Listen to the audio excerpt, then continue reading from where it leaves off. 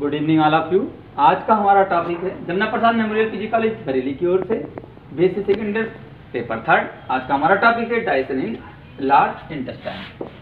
ठीक है, देखिए जनरली ह्यूमन बीइंग्स के अंदर लार्ज इंटेस्टाइन में किसी भी प्रकार का डाइजेशन नहीं होता है, लेकिन हर्बीवोरस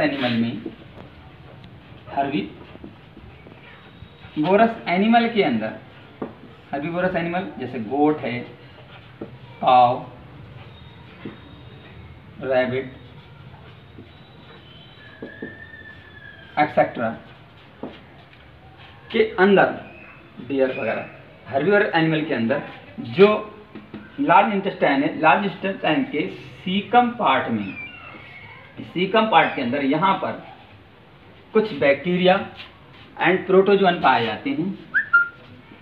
बैक्टीरिया एंड प्रोटोजोअन पाए जाते हैं। ये क्या करते हैं? सेलुलोज का डाइजेशन करते हैं। किसका? सेलुलोज का डाइजेशन करते हैं। ये सेलुलोज को किसमें? मोनोसैकेराइड में चेंज करते हैं। इस प्रकार लार्ज इंटेस्टाइन में फूड का डाइजेशन होता है। किसके अंदर? हर्बीवोरस एनिमल के अंदर। और फिर अगली हेडिंग है हमारी, और फिर क्या होता है? और अंत में अनडाइजेस्टिव फूड किसमें? कोलन में। इस कोलन में आकर यहाँ आकर क्या हो जाता है? स्टोर हो जाता है। कोलन में आकर स्टोर हो जाता है, जो टाइम टू टाइम रेक्टम से होता हुआ, ये क्या है? रेक्टम, यानी कि यहाँ पर आके अनडाइजेस्टिव फूड मटेरियल जो था कोलन में आकर स्टोर हो जाता है, और फिर रेक्टम से होता हुआ एनस द्वारा बॉडी से बाहर निकाल दिया जाता है। क्लियर? अगली हेडिंग हमारी, तो अगली हेडिंग हमारी एब्जॉर्प्शन है। एब्जॉर्प्शन यानी कि अब जितने फूड का डाइजेशन हुआ, अब वो एब्जॉर्ब कैसे होता है। तो फूड का मोस्टली डाइजेशन, ये क्या है? स्मॉल इंटेस्टाइन है। तो मोस्टली डाइजेशन इसी स्मॉल इंटेस्टाइन में होता है, और एब्जॉर्प्शन भी इसी स्मॉल इंटेस्टाइन में होता है। स्मॉल इंटेस्टाइन के अंदर होता है। मोस्टली जितना भी डाइजेशन है, अधिकतर होता समय डाइजेशन है, लेकिन सबसे ज्यादा डाइजेशन स्मॉल इंटेस्टाइन के अंदर होता है, और एब्जॉर्प्शन मोस्ट सभी टोटल स्मॉल इंटेस्टाइन के अंदर होता है। अगर हम स्मॉल इंटेस्टाइन के अंदर देखें, ठीक है, इंटरनल स्टडी की जाए इसकी, तो इस स्मॉल इंटेस्टाइन जो कि आपकी बनी हुई है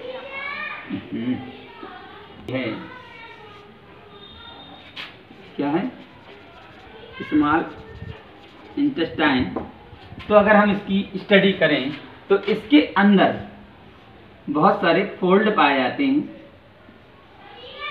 इन फोल्ड को विलाई कहते हैं।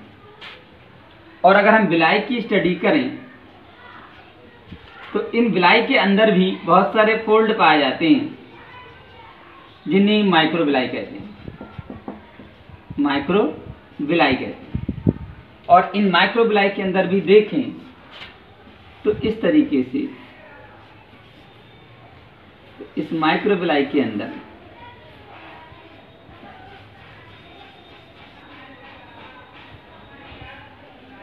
क्या पाया जाता है? लिम्फ पाया जाता है। ये क्या है?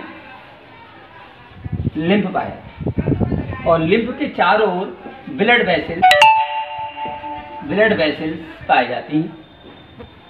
ये ब्लड वेसल का गुच्छा पाया जाता है।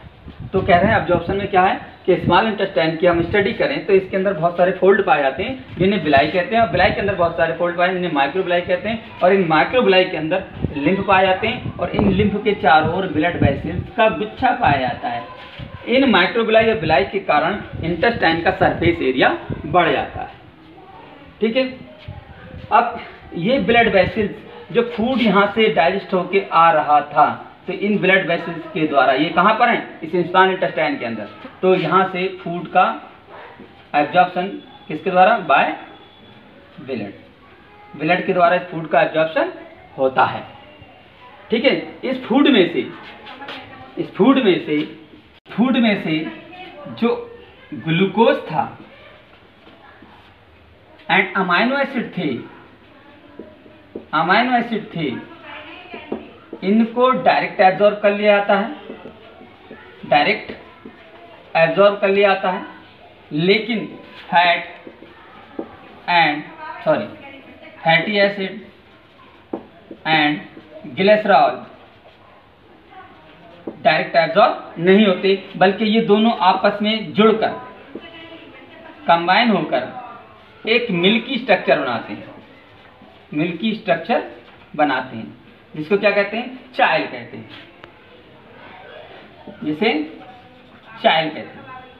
ये मिल्की स्ट्रक्चर बनाते हैं जिसे चाइल कहते हैं, और जब चाइल बन जाता है इस चाइल को बाद में एब्जॉर्ब कर लिया जाता है। यानी डायरेक्ट फैटी एसिड और ग्लिसरॉल नहीं होते, बल्कि दोनों कंबाइन होकर मिल्की स्ट्रक्चर बनाते हैं और फिर इस मिल्की स्ट्रक्चर को भी एब्जॉर्ब कर लिया जाता है। इस प्रकार फूड का डाइजेस्टिव, जितना भी डाइजेशन हुआ था फूड का, उस फूड का डाइजेशन को उस डाइजेस्टिव फूड को एब्जॉर्ब कर लिया जाता है। किसके द्वारा? स्मॉल इंटेस्टाइन के द्वारा। Thank you.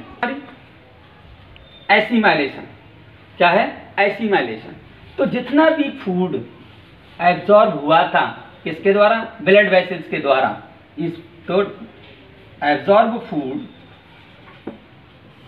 किसमें पहुंचा था? ब्लड में, ब्लड वेसल्स में पहुंच गया था। अब ये फूड ब्लड वेसल में पहुंचने के बाद तो जितना भी ब्लड डाइजेस्टिव फूड, जितना एसिमिलेशन कैसे कहते हैं कि जितना भी डाइजेस्टिव फूड ब्लड वेसल द्वारा एब्जॉर्ब हुआ था, तो वो फूड टोटल ब्लड में डिस्ट्रीब्यूट हो जाता है, डिस्ट्रीब्यूट हो जाता है। यानी कि डाइजेस्टिव फूड के टोटल ब्लड में डिस्ट्रीब्यूट होने की प्रोसेस को एसिमाइलेशन कहते हैं। डाइजेस्टिव फूड के जो एब्जॉर्ब हुआ था, डाइजेस्टिव फूड के टोटल ब्लड में डिस्ट्रीब्यूट होने की प्रोसेस को एसिमिलेशन कहते हैं। हेडिंग हमारी इजीशन, अगली हेडिंग हमारी इजीशन। अब जितना भी टोटल फूड था एब्जॉर्ब हो गया, और जो बचा हुआ अनडाइजेस्टिव फूड जो था हमारे अंदर, वो कहाँ पर आकर, कोलन में आकर स्टोर हो जाता है, और फिर टाइम टू टाइम रेक्टम से होता हुआ एनएस द्वारा बॉडी से बाहर निकल जाता है। अर्थात अनडाइजेस्टिव फूड को बॉडी से बाहर निकालने की प्रोसेस, बॉडी से बाहर निकालने की प्रोसेस को क्या कहते हैं? इजीशन कहते हैं। यानी कि अनडाइजेस्टिव फूड जितना भी था वो कोलन में आकर स्टोर हो जाता है, और जो टाइम टू टाइम रेक्टम से होता हुआ एनएस द्वारा बॉडी से बाहर निकल जाता है। अर्थात अनडाइजेस्टिव फूड को बॉडी से बाहर निकालने की प्रोसेस को क्या कहते हैं? इजीशन कहते हैं। Thank you very much.